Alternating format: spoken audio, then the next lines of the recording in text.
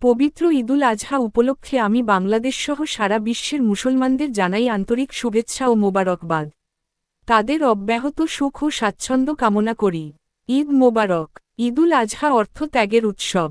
এই উৎসবের মূল প্রতিপাদ্য বিষয় হল ত্যাগ করা। পবিত্র গ্রন্থ আল কোরআনে বলা হয়েছে, মাংস বা রক্ত কোনোটাই আল্লাহ কাছে পৌঁছায় না, পৌঁছায় তোমার মনের পবিত্র ইচ্ছা। বিশ্বাসী মানুষের পবিত্র ইচ্ছা হচ্ছে আল্লাহ নৈকট্য লাভ করা। মানুষ আল্লাহ নৈকট্য লাভের জন্য পশু কুরবানি দেয়। আত্মশুদ্ধি, আত্মতৃপ্তি আর আত্মত্যাগের সুমহান বার্তা নিয়ে প্রতি বছরই ঘুরে আসে পবিত্র ঈদুল আজহা। দ্রব্যমূল্য, সামাজিক অনাচার ও নানামুখী সংকটের অভিঘাত সত্ত্বেও দেশের মুসলিম জনগোষ্ঠীর মন ঈদের অমলিন আনন্দ আর উচ্ছ্বাসে পরিপূর্ণ।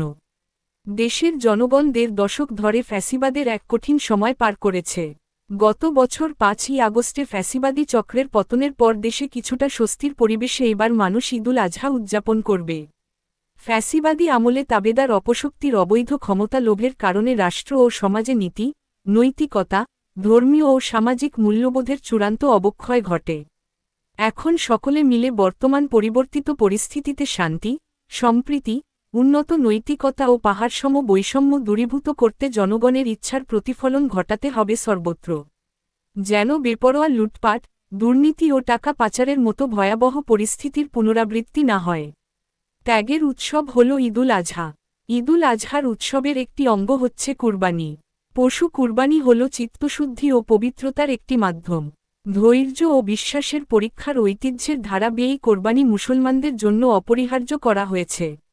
ঈদুল আজহার ত্যাগের চেতনা সমাজে ঐক্য, সংহতি ও সম্প্রীতির মেলবন্ধন সৃষ্টি করে। কোরবানির যে মূল শিক্ষা তা আমরা যদি নিজ জীবনে প্রতিফলিত করে মানব কল্যাণে ব্রতী হই তাহলে নিশ্চয়ই মহান আল্লাহ রাব্বুল আলামিনের সন্তুষ্টি ও নৈকট্য লাভ করতে পারব।